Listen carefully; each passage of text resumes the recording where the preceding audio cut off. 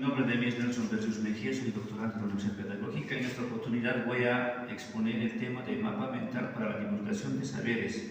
Bueno, la divulgación de saberes nos permite desarrollar, tener una información de la educación liberadora de Paulo Freire. Es decir, la pedagogía educadora de Paulo Freire fue siempre buscar la transmisión de conocimientos desde nuestra realidad, los problemas, las necesidades y las características sociales que se ha tenido.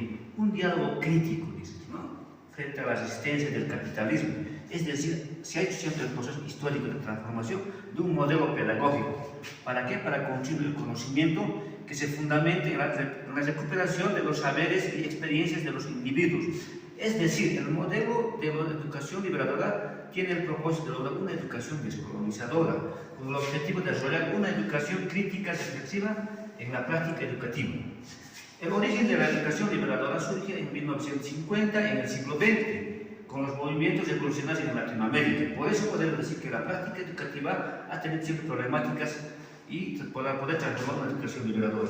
Se busca la libertad y responsabilidad. Una educación liberadora, dice Paulo Freire, debe ser un cambio de aprendizaje colonial, con un pensamiento crítico y reflexivo. Pensar y sentir desde nuestra realidad, ser libres en nuestros pensamientos críticos.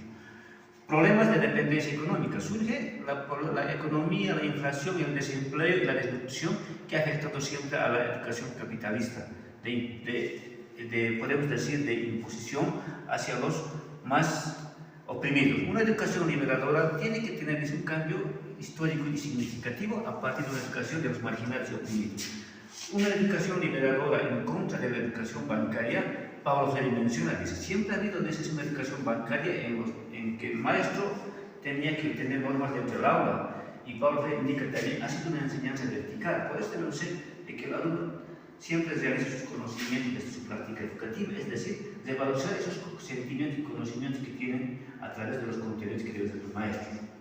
La propuesta educativa que nos menciona Emily Durkheim dice, ¿no?, se debe adaptar al niño desde el contexto social. ¿Para qué? Para que sea una educación idealista, transformadora de sus conocimientos. Una educación liberadora, buscar la libertad y la responsabilidad. ¿Para qué? Hacer las prácticas y las acciones desde nuestra realidad. La libertad de la opresión, es decir, transformar ese pensamiento siempre en el ser humano.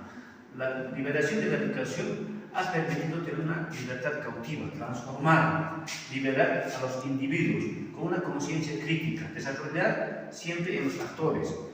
Bueno, los principios de una educación liberadora nos permiten, dice, en el proceso pedagógico, desde la práctica social, en tres aspectos. Uno, el sujeto de su propio desarrollo debe ser, dice, su propia autonomía, practicar el bien y los valores y un proceso hacia el futuro que puede ser de la persona.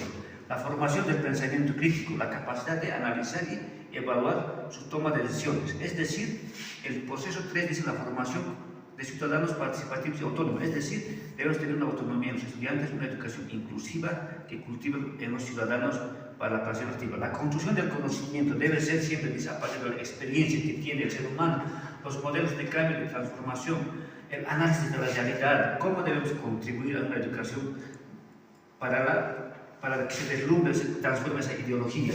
Buscar una construcción de una sociedad justa, es decir, debe haber una educación justa, equitativa y transformadora en el campo social. Opción de los oprimidos, ¿no? La opción de los oprimidos es transformar su pensamiento crítico, es decir, eliminar la pobreza como dominador común, es decir, transformar la libertad hacia los oprimidos, tener una libertad de expresión, transformar ese compromiso de los empobrecidos. Buscar una educación inclusiva que supere la pobreza. La opción con un fundamento político. Debe haber una transformación ideológica a partir de la problematización de la realidad, con modelos de cambio y transformación ideológica, de una visión integral. Análisis de la realidad desde el punto de partida de las acciones. Una educación que permite transformar ese sentido en la realidad del ser humano. Una contribución de una sociedad justa, es decir, contribuir a una transformación igualitaria. La pedagogía de la autonomía nos permite transformar, dice Paulo Freire, de saber hacer y poder enseñar, de que el ser humano sea siempre consciente, que fue publicado en su texto en 1995, que tiene tres ejes transversales. Uno dice, sujetos que enseñan y aprenden del maestro y estudiante. Otro dice, relación del docente y discente, comunidad de lógicas de transformación ideológica. La concepción biológica en la educación, enseñar para transmitir conocimientos. Bueno, también nos da, ¿no?, la educación liberadora las implicaciones que puede ver, unas implicaciones sociales, económicas y educativas. Todo esto nos permite desarrollar en la práctica de la democracia una justicia crítica, con más empleos, eliminar el analfabetismo en la educación liberadora. Finalmente, pues en la conclusión de que la educación liberadora siempre ha buscado una educación descolonizadora para incluir a todos los oprimidos. Muchas gracias.